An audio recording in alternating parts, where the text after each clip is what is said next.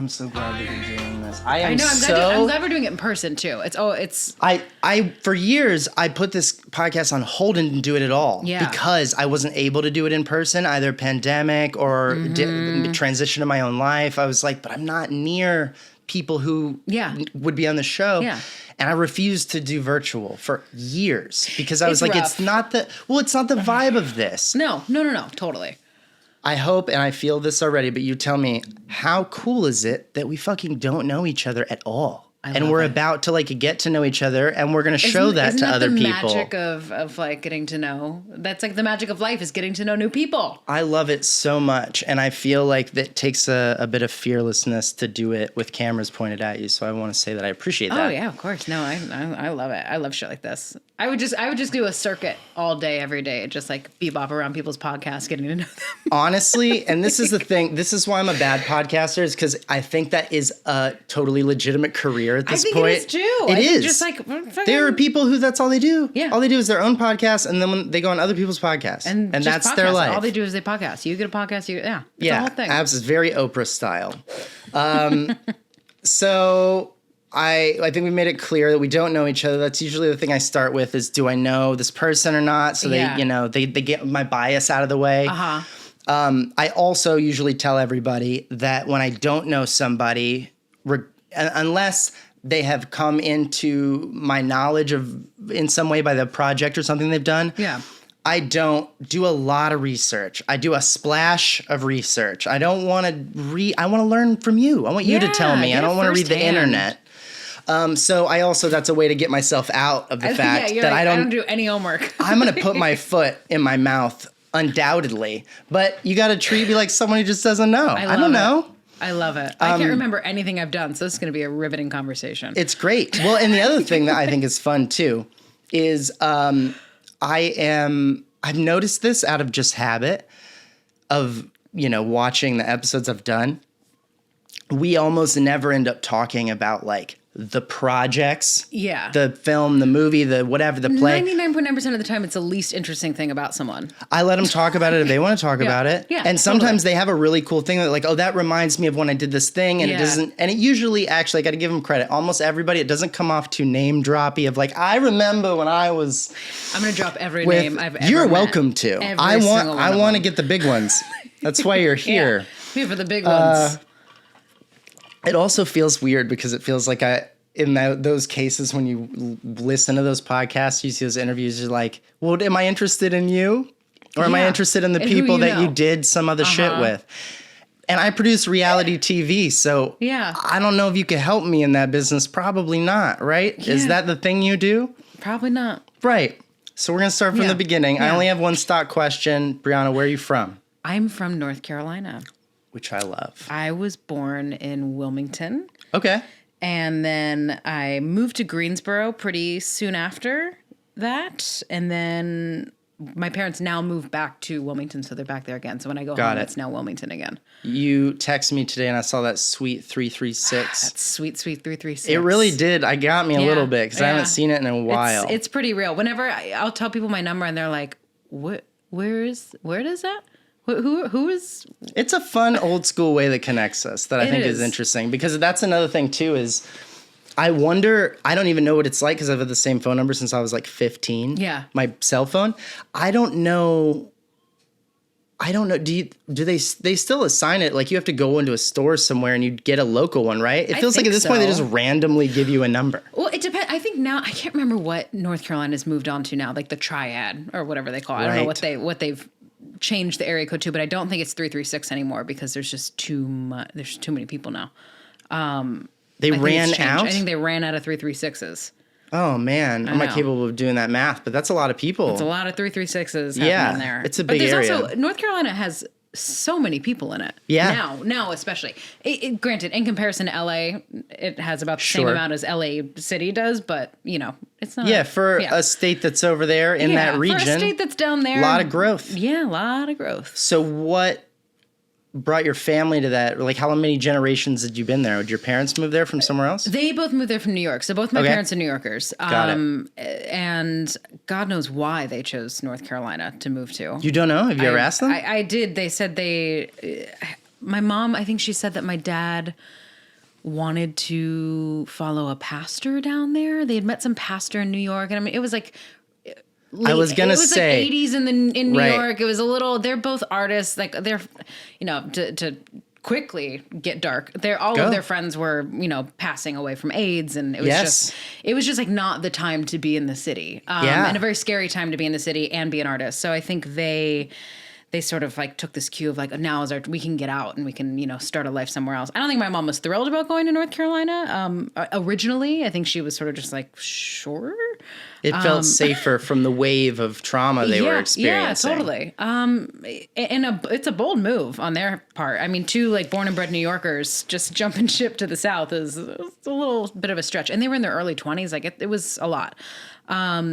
But they went down there and had me eventually, and then my dad actually ended up moving back to New York, so I kind of split my childhood between the two. Got you. What was work for them that they were able to do what they did? My mom was in fashion. Okay. And away from New York in fashion. Of course, she wasn't thrilled to go to North Carolina.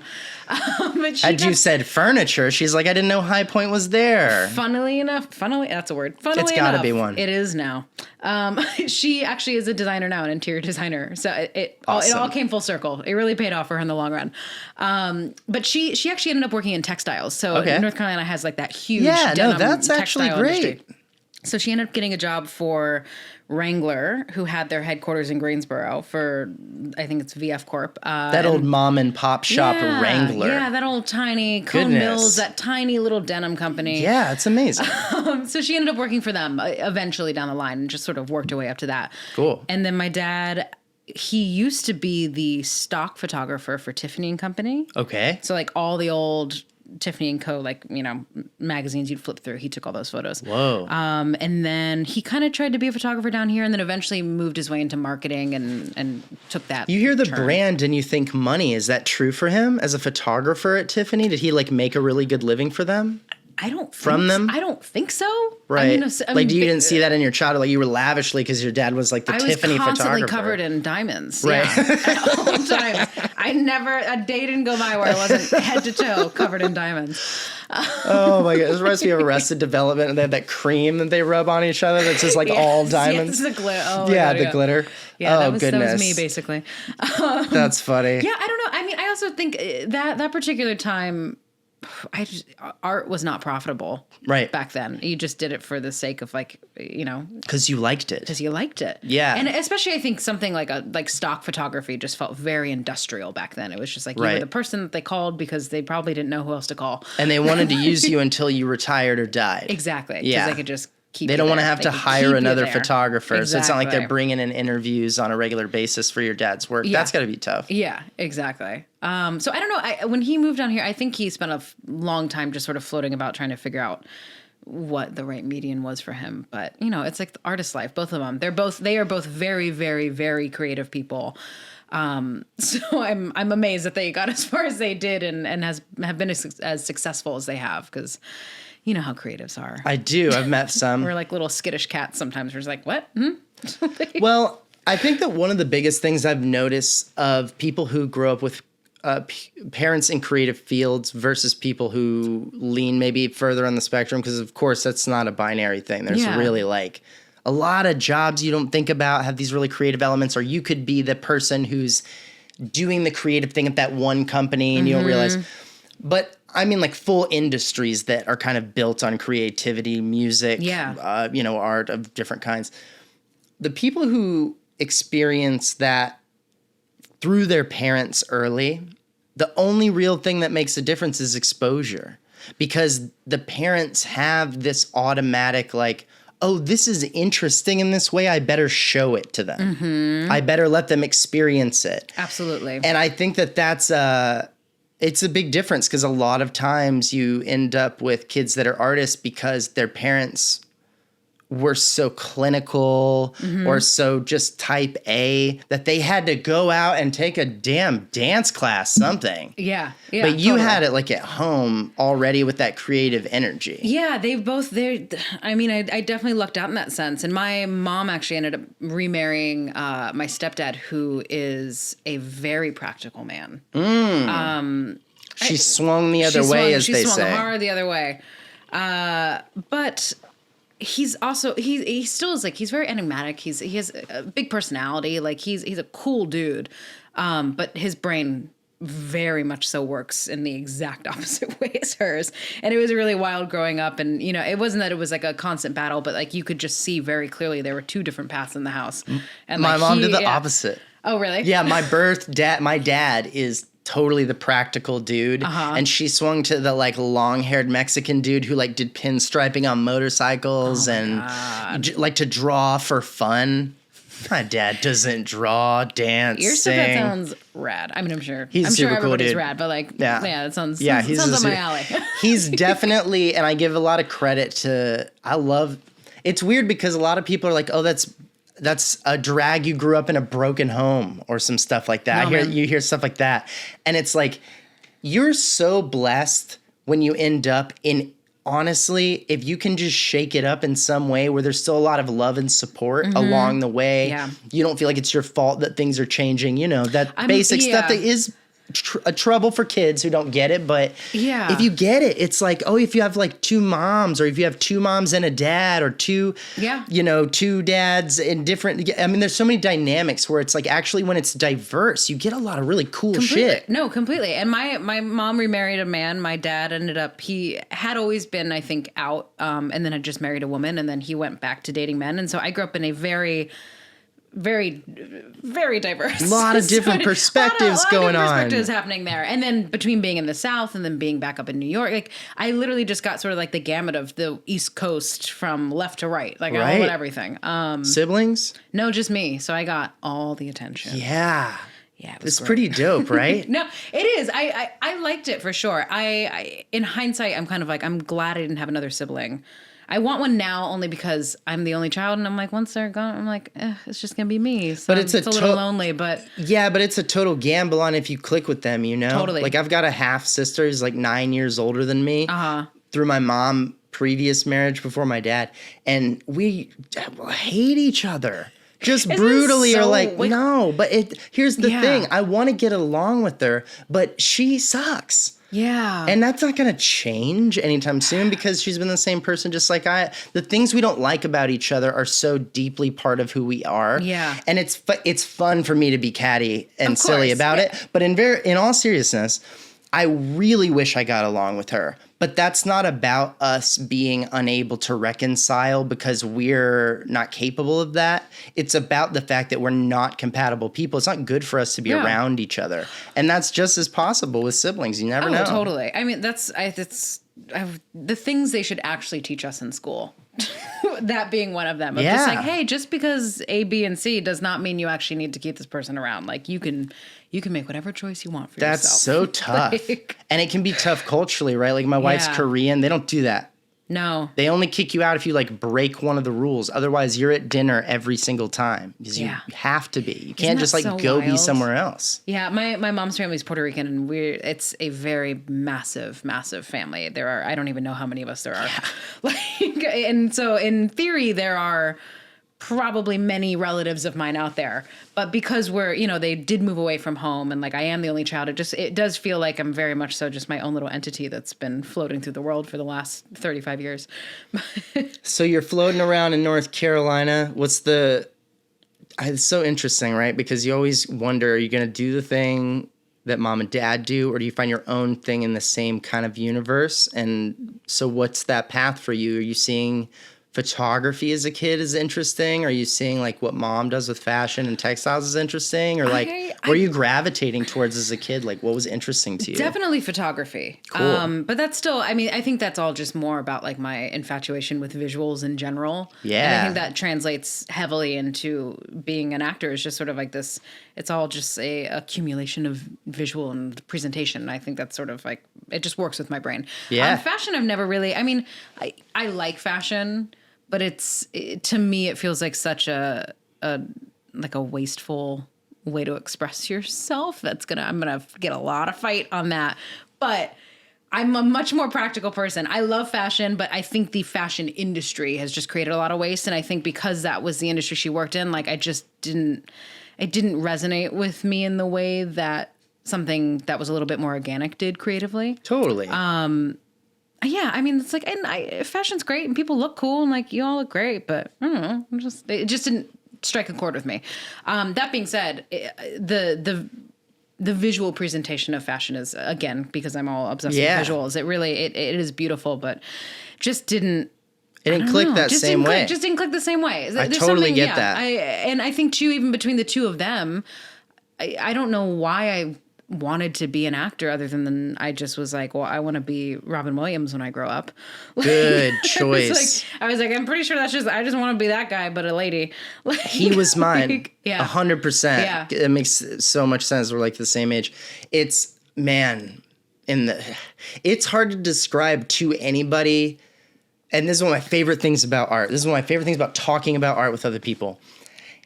When you experience a piece of art or a phenomenon that happens culturally at a certain age, you share that with other people who experience it at that age in a way that no one else really gets to. Yeah. And it sucks for me because my favorite art and the stuff I get really excited about connecting with people about is mostly backwards from my age, not forwards. Yeah. Meaning like I love Die Hard and Beverly Hills Cop and like I want to talk about movies that came out before I was born. And I know them all really well because I hung out with my parents who did watch that stuff. Totally. As a mostly only child, my sister wasn't around a lot. Oh my God, and that becomes your stuff. As a kid. Yeah, no. But Robin Williams in the 90s when you were a kid, imprinted, like full imprint, like if there's no way around it. In my mind, it's the go-to reference for so many things that happen to me now as an adult. A lot of people I think are Robin or Jim Carrey. Yeah, totally. I think you're one of my best friend, Brandon, totally a Jim Carrey kid, and I was a Robin Williams kid. See, I got on the Jim Carrey train later in life. His stuff when he got probably like 35, 40, that's when I got on what's that bandwagon. The Robin Williams stuff that like what's the top two things that when you were a kid that you're like over and over you watched it, maybe you had it memorized? Oh, Hook. Hands down. Hands down. I knew I would like you so much. I can recite that movie word for word all the way through. I fucking love that movie. And this is, I hope you take this as the compliment it's meant as, I think you will. You have like dope ass Lost Boy energy. Oh, see, that's all I want from my life. It's real. Okay, good. 100%. Then I'm doing if you're it. like I'm living, if you were like if I'm living that life, then you are, because I just met you and it was there. Oh my God, I love it. Perfect. Then I've succeeded, and that's all. I came to do what I did. That's so great. Dustin Hoffman is the best Captain Hook of all time. The whole cast is just insane. And Julia Roberts is in it. Julia Roberts. God, Maggie Smith, who has somehow been the same age for 40 years. What? And then you see her like Harry Potter, and you're like, "How are you?" That's the same person. That's the same crazy. Age person. I know. You know, Steven Spielberg hates that movie. He considers it like the one he like screwed up. He doesn't like it. It's his like least favorite of all time. It was heartbreaking to me when I heard that. I kind of see it on your face right now. What does he know anyway? Yeah, right? Thank you. What is he fucking That's know? the argument I've been trying to make in this town. Okay, I refuse to see The Fabelmans because of what he said about Hook. I didn't see it. I'm never going to see it. Fabelmans. That's so wild. Okay, let's talk about you. I love that. That's so good. So what then is the move on the acting? How early does that start? And then what takes you to like School of the Arts, like to go to school for it? It started pretty early. I went to Page High School in Greensboro. Okay. And they did not have much of a, I don't know. I'm not a real good learner in the classic sense. Me either. And you know, the majority of education in this country is not built for people with any brain that isn't just fact-based. Did you get bad grades? Oh, horrific. Me too. But I also was in AP classes at the same time. Like the things I was good at, I was really good at. And the stuff that I was terrible at, I was horrific at. What were you really bad at? Like any kind of math. Yeah? Any kind of math and science, which is funny because I also have like a weird thing where I can add without having to look at a calculator. It's You'd think that'd be helpful. You would think it'd be helpful. It is actually as an adult. I'm sure it is in your life. I can do percentages. It's like I can do that kind of shit like on a fly. That's dope. Which is a great skill to have. That's the thing they're trying to teach us in those classes. So it's like you kind of already had it. So clearly it was in there, but the rest of math I just could not get behind. But like AP history, AP like that kind of stuff. I loved history as a kid. Stories. Yeah. Again, stories. But the school itself, like it was a public school. It had a theater program. It wasn't great. But Greensboro itself had this place called Weaver Academy, which is sort of a trade school by actual nature. And it was in downtown, and it was basically sort of accumulation of all these kids from all the public schools around North Carolina in that area. And they would get bussed in, and it would be where they learned whatever trade they wanted to, and or they went to the theater department, which was called ETC, Ensemble Theater Company. And you basically spent the afternoon twice a week or 3 times a week at this ETC theater company, just like learning and rehearsing and doing plays and theater stuff. So cool. It was so cool. And I got into that when I was a sophomore in high school. So it was pretty like after that, it just like I hit the ground running. And then once I got into ETC, I was there for 2 years. At the end of my junior year, I had gone to the summer sessions at School of the Arts for the last 2 years. So I was pretty well versed in the world of right. School of the Arts. And then I was with my teacher one day, and he sort of like handed me this application. He was like, "You should apply to School of the Arts for your senior year." And I was like, "When I'm going to be here for my senior year, and I'm going to be the lead of the of the Ensemble Theater Company show." And he's like, choice no. He's the best actors around the country have to make. Yeah, it was rough. Do I stay or do I go? And so I went. I bailed real hard. Right. But I got into I don't even remember like. Did we audition? They must have made us audition. I would imagine, yeah. Like it was such an odd. Bob Moyer? Bobby Moyer. Yeah, so this is pre-Kelly Maxner. Yep. Bob Moyer ended right after you left. Yeah, I think he did one more year. I think he did one more year, and then I think Tanya took over for maybe like a hot second. But yeah, I ended up I went for my senior year there, and then I honestly had spent so much time over the summers. I think when I had been there the summer before my senior year of high school, and there was like 3 days that I moved out of the dorms, and then I moved right back in to the exact same dorm room that I was in for the entire summer. Yeah, it was really funny. Is that part of why what was your decision making like when it came to undergrad then? Was it, did you get into school? Did you try to go to School of the Arts? I did. I got into, I was waitlisted initially for School of the Arts. I eventually got in. Okay. But by that point, you'd already said yes. I had already said yes to someone else. And then I had a bunch of other options that just sort of like at the time seemed a little bit more interesting because you'd already been there so much. I just spent 3 years practically totally just like in that world of it. And I loved it, but I was also just like, see what else is out there. It's like 20 minutes from your house. Yeah, so close. It's so close. That's the big thing, right? You gotta like bebop away for a little bit. You got to go to this school and get so much from it in such an important time in your academic, but more importantly, your artistic life is you get to really get that exposure. I went to high school in Texas.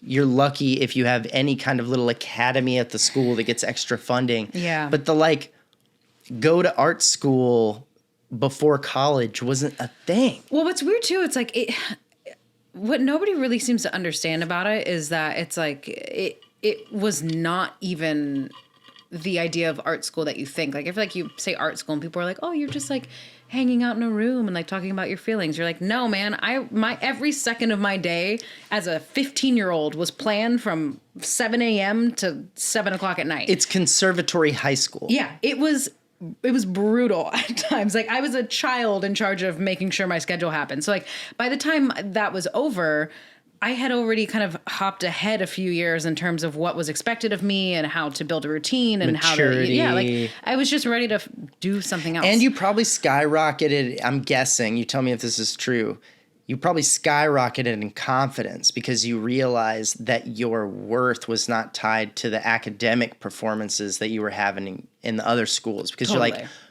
look at them seeing my value because I am crushing in this other stuff. Like people are being like, wow, like that was good. Good job. Yeah. Like as opposed to just going from math to science being like, man, I guess I'm dumb. And you're like, but I don't feel dumb. I guess I'm just an idiot. No, but I'm trying to say that's my experience. It's true. Yeah. They tell you with those numbers, 61, 59, everybody, and your other friends who you hang out with, you're like, he's not that much smarter than me. But there's some disconnect happening, and whether it's ADD, whether it's whatever you've got going on, it's something that the people who are assigned to help you learn are not really sure how to get past because they only know this one way to teach you. Totally. I went to, like I said, school in Texas, but then I went to high school in New York. Okay. And went to one of those public acting schools that you can go to. Not LaGuardia, but another one. And I got all A's. Yeah, imagine that. Because I'm good at that. And I'm bad at the other thing. Why won't you just let me do that? And I've been telling you for years. Let me do this. Let me take a test too. Because also what I'm really bad at personally is homework. Because I hate everything about this thing you make me do all day. And by the time I get done, I really just want to be done. Because you already took my whole day away. Yeah. So, like, can't I just be done? And they're like, no, you need to go home and keep doing this for the next 2 hours, 3 hours. I'm like, no. Then the next day I show up and they're like, where is it? I'm like, I forgot. I don't know. Yeah. They're like, we're going to fail. I'm like, that's a shame. Like, I'm just not in it. I'm the exact same. My little neurodivergent brain has such an, you tell me to do something and I immediately am like, okay. Sure. Lost boy. Yeah. God, like, it's seriously, now that you say that, it's the perfect way to describe it. I have had this issue. And what's funny is that particular issue or whatever you want to call it translated into even art school in college. Like I was put on academic probation so many times. For doing what? Because people would tell me to do something or try something and I would just be like, no, it doesn't work for me. And they'd be like, well, try it. And I'd be like, I did try it. It didn't work. Yeah. It was just so. Then they're like, what are you paying us for? And I'm like, I don't know. You tell me. Like, literally, we just go back and forth in circles for hours, just being like, you fucking tell me. But again, when you did have someone who knew how to talk to you, it worked. It like you'd have these breakthroughs that made it all worth it. And I will say, hands down, art schools gave me teachers who had those breakthrough moments with me more than anyone else. You got a better shot. Completely. And it's a vocabulary and also they know. It's like, it's so hard to try and grade creativity at that age because it's like so much of the programming that you're learning is practical skills and just like things you need to know in order to like speak better, things you need to be able to move your body this way. Right. But the rest of it is like, you can't tell me that I'm failing at this because it's just me doing a thing that you asked me to do. Yeah. And there's no way you can grade that.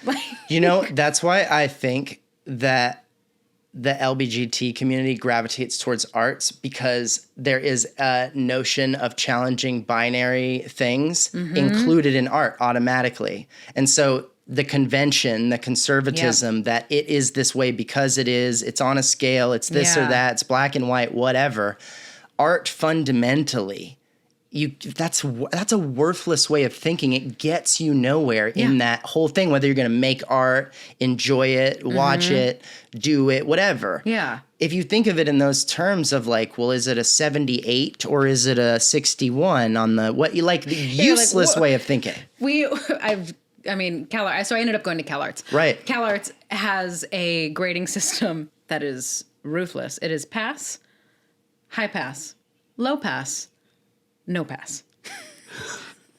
That is how you are graded at CalArts. That sounds like a comedy sketch. It felt like a comedy sketch. Like just the idea that pass is in all of the titles. Yeah. Because they don't want to say fail. Yeah, they're like so badly they don't want to say that you failed. Fail, you just didn't pass. You did not pass. You didn't not pass. Like they found every way to not say something. Right. It's kind of clever and also insulting. But somehow I still was on academic probation 1 year for passing, but no, hard to say. You didn't pass. Yeah, I didn't pass. You need a triple pass. Yeah. Or triple bypass. It's got to be one of those. Yeah, it's got to be one of them. One of the passes. One of the many, many passes. So you you stay out here after Cal Arts? I did, yeah. I didn't want to initially. I wanted to go back to New York.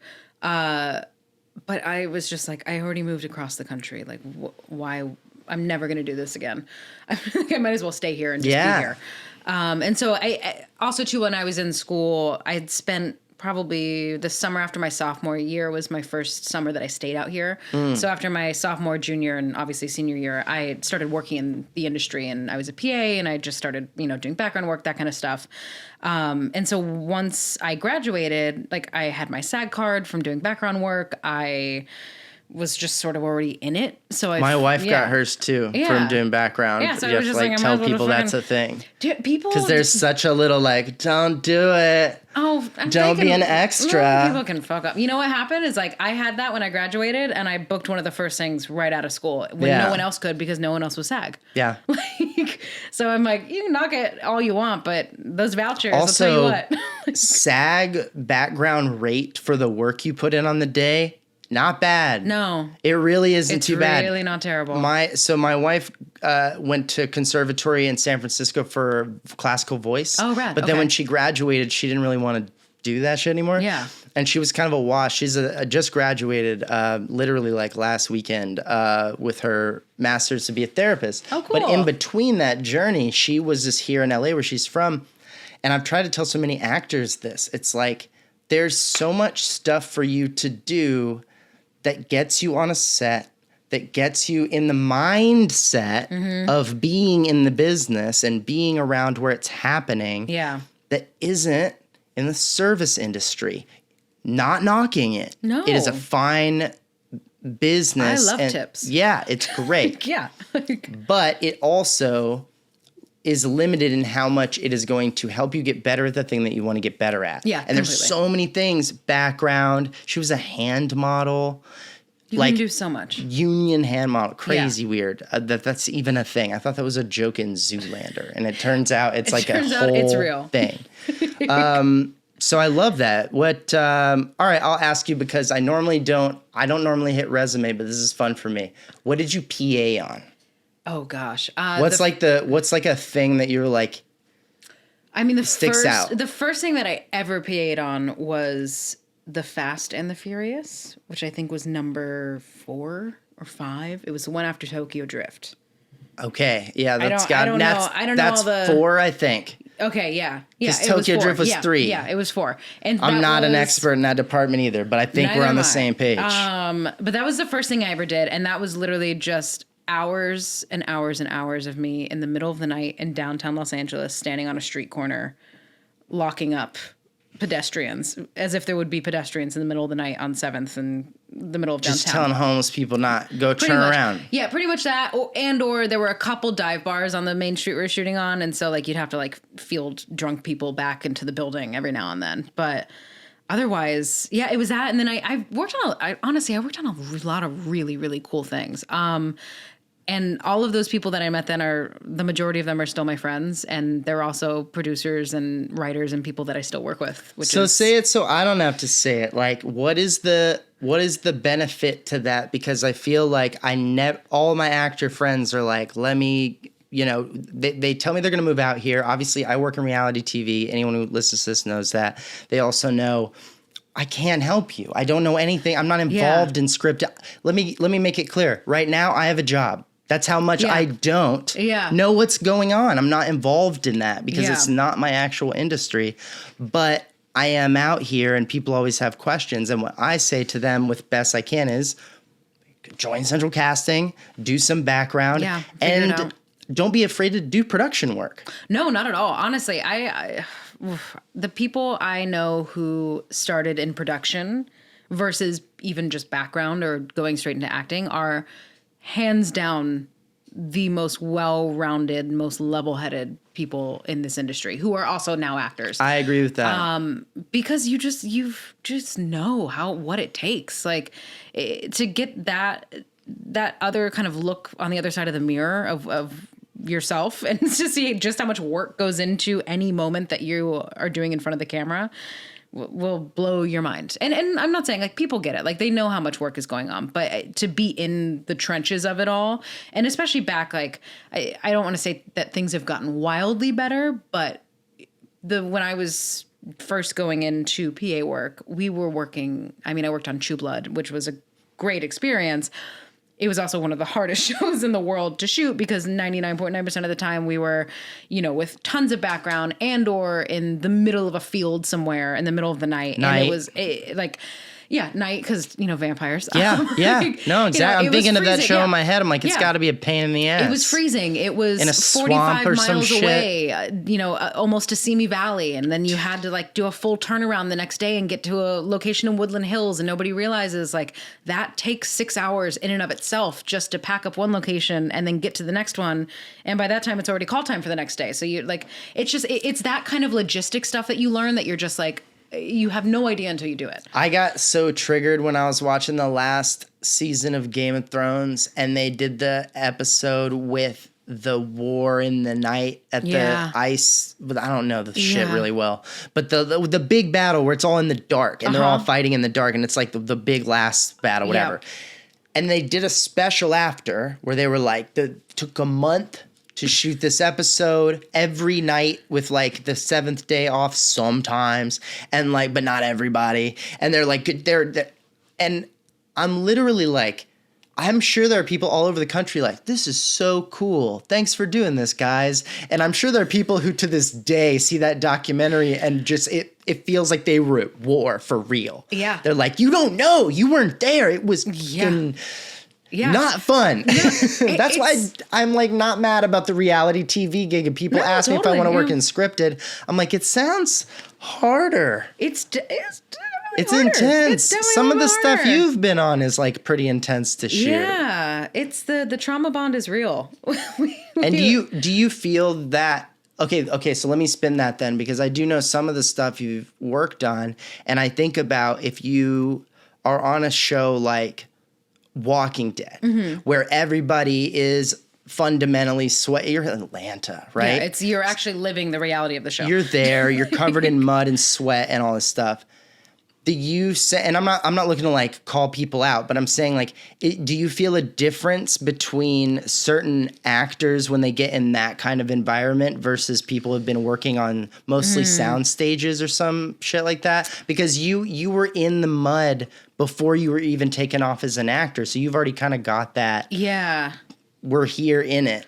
I definitely think that mentality helped. I will say I don't know what sort of special sauce they're working with on that show, but they managed to get really amazing people across the board where it never, at least to me, everybody has their moments and things get tough and but for the most part, every experience I ever had on that show, everyone who was involved, be it, cast, crew, creative, whatever, just went all in every single day. There was no question of this is terrible. It's yeah, no shit, it's terrible. It's fucking Atlanta. It's 100 degrees out and a 90% humidity point. It's terrible. And you're covered in mosquito bites. They're not going to take a risk on someone who's not going to hack it out there. No. And I'm sure that smart. I'm sure that they're not new. Yeah.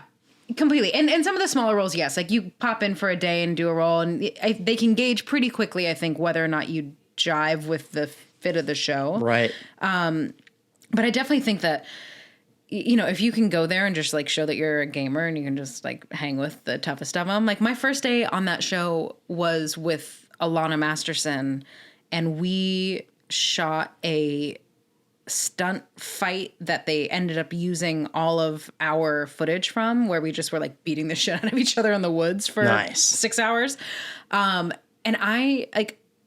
I loved it because that's what I was trained to do. I was trained in stunt choreography and doing a pratfall here and a pratfall there. We love it. It's hilarious. But working on it in a way that I could put it into circumstances that were that real, because we were literally in the woods and I was tripping over roots and I smashed my face into the dirt. It's just all of this. It just was so fun. And I think they only managed to hire people who think it's fun.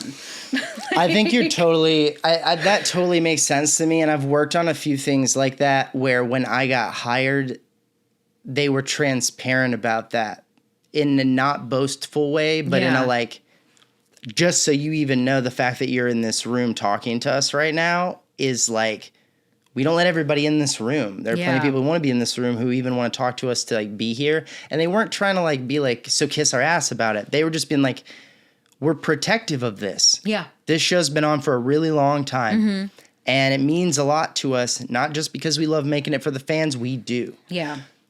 We like coming back to work every year. And you know how that happens? Not only do we have to make a great thing, but working here has got to be great. Yeah.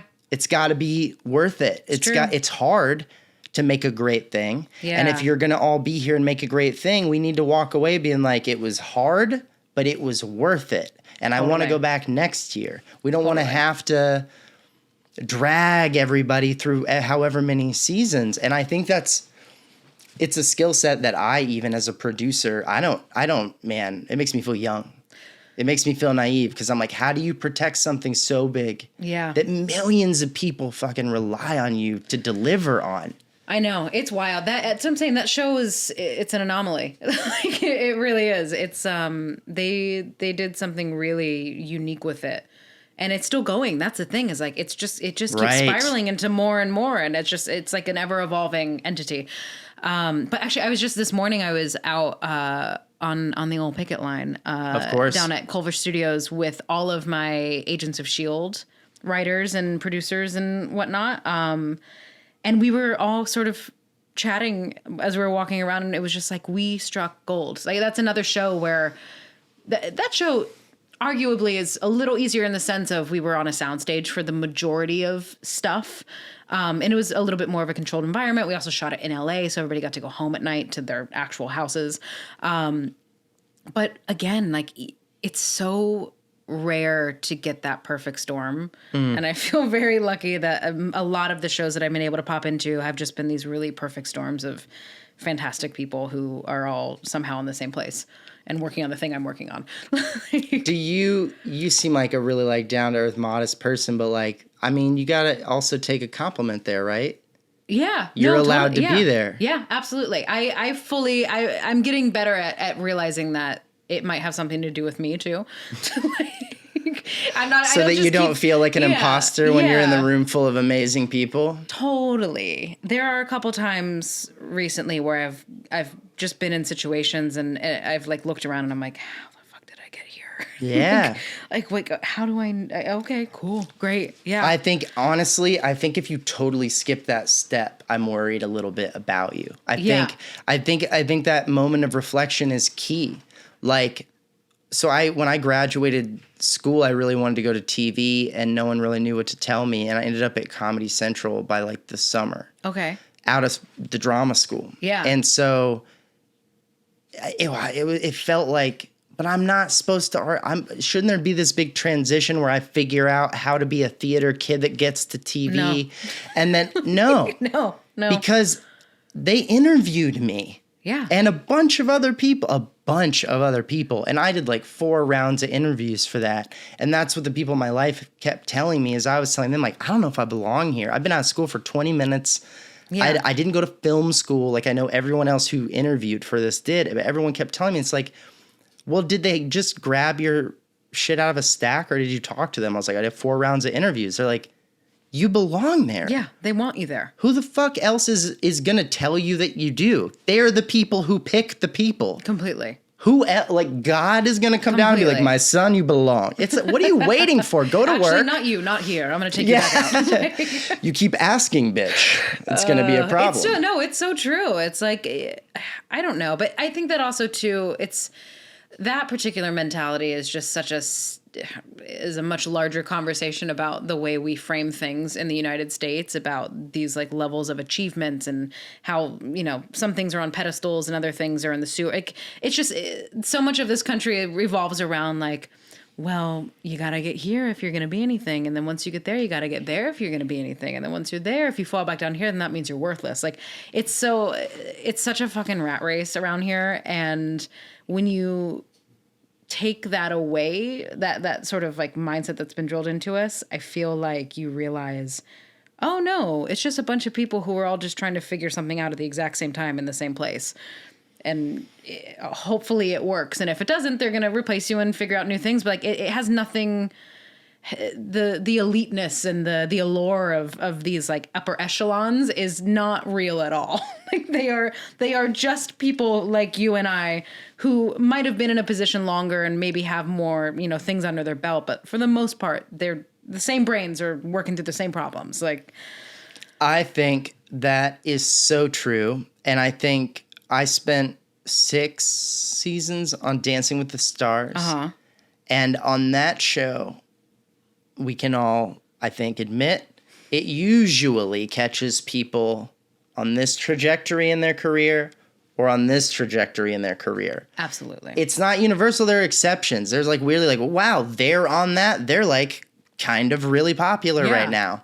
But mostly it's like, oh, who is that? And then you look them up and you're like, oh, they have this niche audience and that's growing and that's very interesting. Yeah. Or you're like, oh, I remember them. Mm-hmm. Amazing. That's the whole thing of the show, right? Completely. So in working on that show, which I mostly am not allowed to specifically talk about because like working on all reality shows is like working for a magician and you sign everything saying like, I can't. But I will say a general observation about celebrity that I picked up in all that time there. And I was in dance rehearsals with them all day. That's what I did. So those two experiences are so similar. And that's part of why they're both on the show. Because there is this kind of extra effort being put out to either increase or reverse maybe what's happening to them. Mm-hmm. And there are plenty of people who I think get that call for that show and are like, not yet. Yeah. Or one day. Maybe back, like Zendaya was on that show.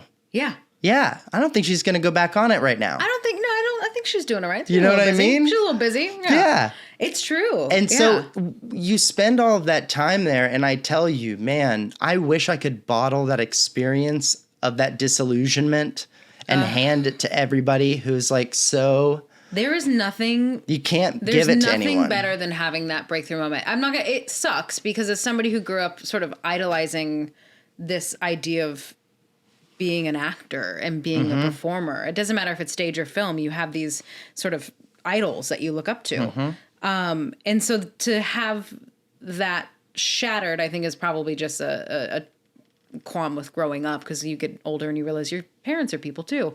Oddly enough, weird. People are people. Silence! No.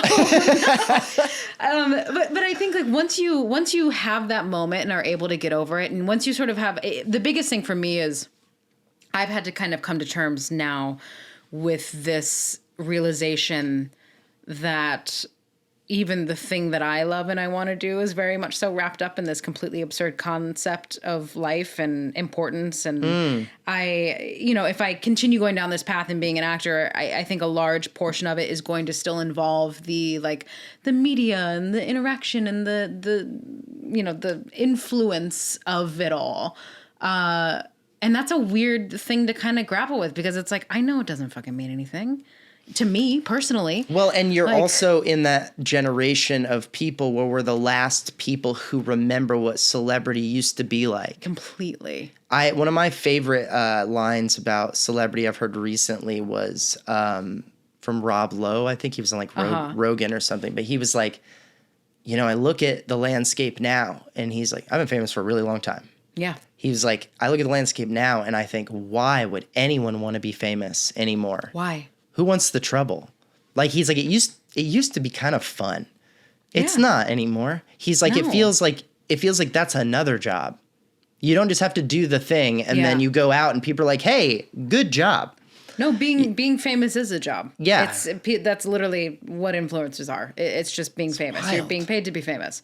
It's very strange. I am so, it's unfortunate to me, I think that the lines have been blurred so much between performance and artists and actors and influencer world, because they are not the same thing, and yet they've somehow been put in the same box, and it's very disheartening at times to be in a world where I've noticed now there's been requests and or projects out there where you're just like, oh, we're kind of looking for this type of person. You're like, you mean you're looking for a TikTok star, right? You're looking for somebody who can do a bit for 90 seconds max. Right. That's who you want to run an entire show. Mm-hmm. Okay, sure. Like, good luck. I don't know what else to tell you. And it's just, it's a bummer because, like, sure, everybody can do whatever they want and studios can do whatever they want. But it does feel it's like, what a waste to be in the last 3 years, to have been in the height of production and the height of quote unquote creativity in a TV and film space, and to have so much of it wasted on material and people who were just in it to, get a bang and a buck. Yeah. It's I think that's what's really tough about, and again, I'm going to kind of relate it to reality TV because I see it in both ways. And I think this is true about everything in America, honestly, especially art. Making art for art's sake and making it good for the sake of making it good is not valuable to people in this country that have all the money. And it's frustrating sometimes because you can look at other places, like you said, like you look at places like Russia, or you look at places like, I was just talking to somebody earlier today about, someone was talking about why so many great actors per capita come out of like England. You're like, man, all the great actors are British. There's like not that many people there, really. You think about it. Truly. And it's like, well, the country subsidizes the arts. They say to their citizens, we find you getting good at artistic things valuable. Yeah.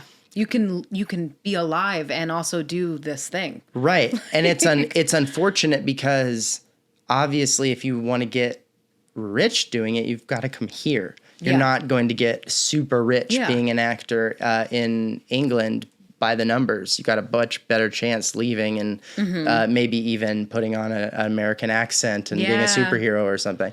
I'm gonna start doing their accents. Right. I'm gonna reverse this thing on them. I'm coming for all their jobs. Honestly, you know what my take on it is, and I say it sometimes ironically, but I'm like, why not take this stance?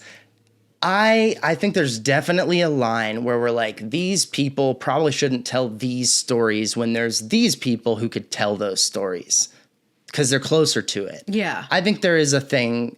I think there's something in that thought and worth talking about. But I also think part of being a storyteller is telling the stories of not you, of other people. That is literally, I think that is so hugely a part of being a storyteller. And so while I'll agree on I'm not going to put blackface on.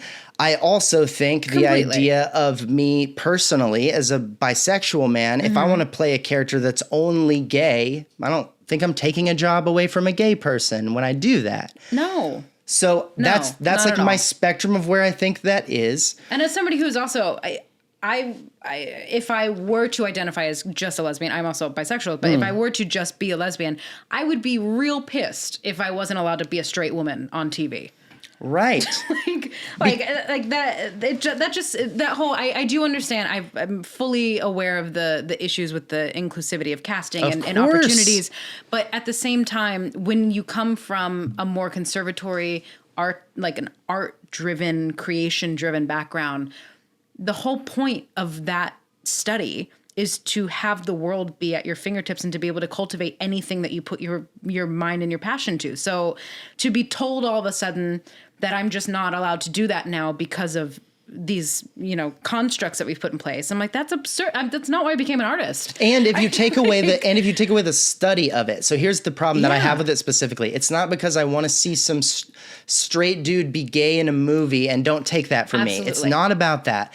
There are performances like Robin Williams in the fucking Birdcage that if you try to take away from me, I'm gonna kick and scream. Down your house. I'm gonna burn it down. So I do have my specific examples. However, the callback our conversation, but it's not about that. It's about the thought that let's use that example. When Robin Williams was at Juilliard, if his professors had said, don't bother trying to experience or embody or empathize with a gay part, don't spend any time on that because, Robin, you're straight. You're never going to play a gay man. You don't need to spend time on that. So we're only going to cast you in straight parts. We're only going to cast the gay people in gay parts. You're removing the empathetic touchstones that are why we're attracted to the art form in the first place. The thing that makes it beautiful, that draws us together, that says later when we leave that play, that movie, that role, whatever, I'm not saying I can experience life like you did. I'm not saying that, but I've certainly spent a little time trying to wrap my brain around what your experience might be. And that's a good thing. Yeah, I absolutely agree. And I think almost semi counterintuitively, like the fun part about that experience of watching, you know, a quote unquote straight man do this is it does, when you try to commercialize it and when you do try and bring something to a broader audience that is going to speak to people in, you know, Arkansas or North Carolina or the middle of nowhere, to have a reference point of someone that they deem like them able to portray in a way that they can digest, which is a horrible way to describe being able to accept someone. But shit, are we trying to get something done or make it easy to talk about? Exactly. So when having that as a tool, which I hate to describe it as a tool, but like having that in the wheelhouse of storytelling, I think is vital. Yep. And I think stripping that away and kind of placing shame and pressure on it it's unfortunate. Like it's just, it kind of takes some of the magic out of it. I don't know. In my mind, it's like it takes some of that aha moment where I refuse to believe we're better off with more careful artists. Oh my gosh. Absolutely. It's, and I think we are in a moment of revolution in that sense, where I think we've tipped very deep into the careful, thoughtful artist, which is not to say that there's not a place for that. There absolutely is. But I think that a lot of us who were, you know, taught and live in a different way are sort of revolting against that concept now in a very kind way. But we're still very, I know a bunch of my friends who I consider to be fantastic artists we've all just like kind of been at this like friction point where we're just like, I can't fucking do this anymore.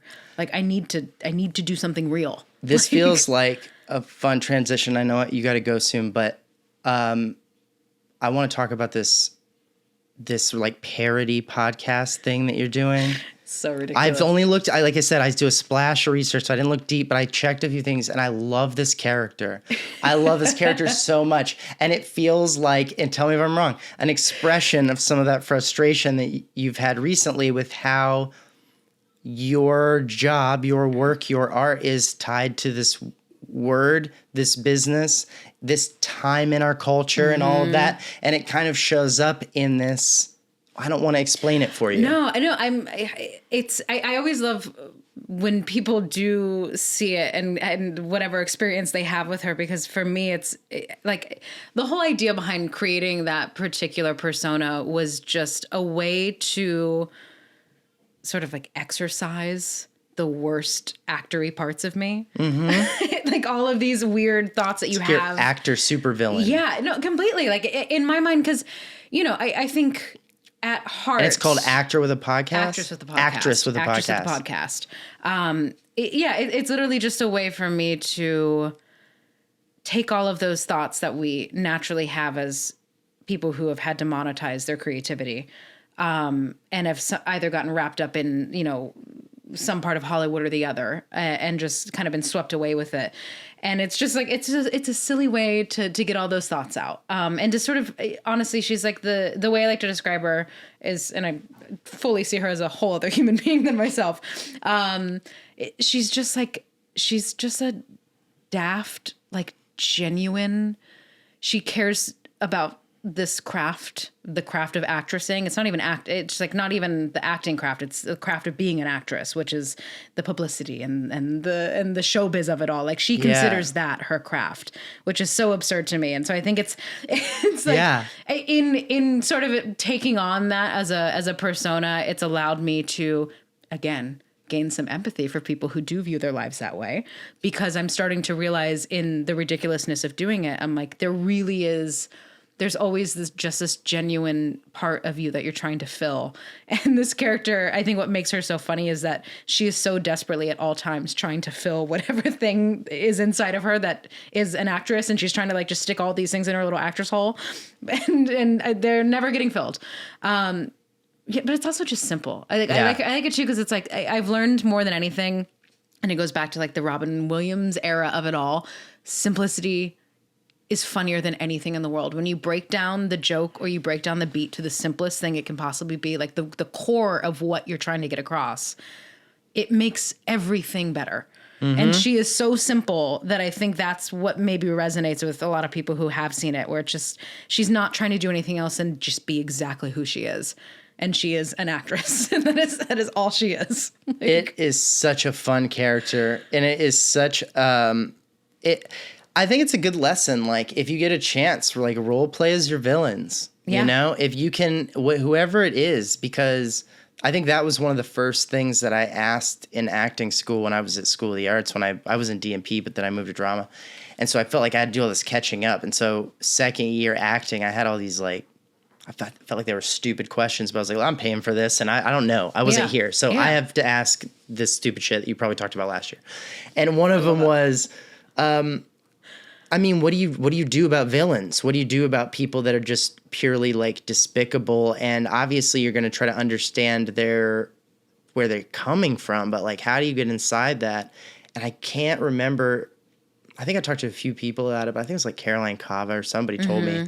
But she was like, well, you don't play villains. Yeah, villains aren't villains. They're people. You just play people. Yeah. And let everyone else decide if you're a villain. What do they want and what are they doing? It's that simple acting shit. It's not more complicated than that. It's so true. And when you start to think of people that way, not just characters, of like, oh, well, they're not villains. There's somebody who wants something and they're trying to get it done. Yeah. Even the most atrocious person you can imagine. I'm not even going to put anything in anyone's head. Yeah. If you're listening to this, think of the person you find the most despicable that's alive, because I don't want you to use Hitler. It's a cop-out. Yeah. Think of a thing. That's too easy. Think of someone right now that you're like, man, if I saw him, I'd punch him in the face, and I've never met him. Someone like that. Yeah. Think for a second. They absolutely, like everyone else alive, they're a person who just wants something that they believe is the right thing. Mm-hmm. They think they're doing the right thing. They really do. Yeah. They have different information than you. And in my mind, too, even when people know that they're not doing the right thing, that to take action and do something that you know is not the right thing is so deeply embedded in a longing for some answer you're searching for. Yes. If you are actively going against your conscience to do something that you know is bad and acting against someone and doing behaviors that you know are not correct, like the psychology behind that to break down, and that is, I think, a large portion of the country right now is sort of at odds with each other just for a myriad of reasons. And to use that sort of mindset on scenarios in which you are talking to someone who you just see as so your adversary in something. It really like, it's a bit of a mind fuck, and you kind of have to, like, grapple with yourself, because when you realize that deep down inside, we're literally all just people trying to find answers to things, and we all just want the answer to the thing that we're asking. Right. That's literally all we're doing. Which is not to say, and I feel like my brain takes this for granted, but let me say it. That's not to excuse anything. No, it's not to all. let anyone off the hook. I'm just saying it's a good mental practice. Absolutely. To spend some time trying to at least get, like, yeah, I mean, if you do some shitty shit, then you do some shitty shit. That's on you.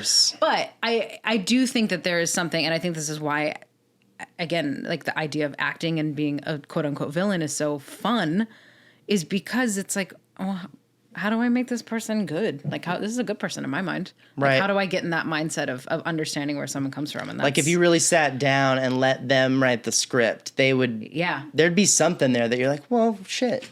You know, people are people. We're all trying to get. I bet if I let AI write the script for a villain, AI would be like, I'm just a person. I'm a good person. Right. Like, wait, is this you? Is this you, Siri? Or is this, what is, like, yeah. Wait a minute. Try to convince me you're good. Now I'm starting to think I'm not even, I've lost myself in a meta loop here. Yeah. Our brains are just starting to fry slowly. Thank you so much for taking the time to talk to me. This was super fun. Absolutely. Flew by. Yeah, it did. Wow. Very quickly.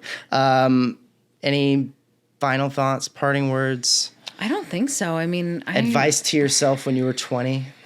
That's one of my new favorite ones I heard. Advice to myself when I was 20. No time to think. You got a 30-second window to tell them time portal's going to close. Just fucking do it. Just fucking do it. Just fucking do it. Honestly, that's what you needed to hear. That's what I needed to hear. Just fucking do it. Like, I don't know.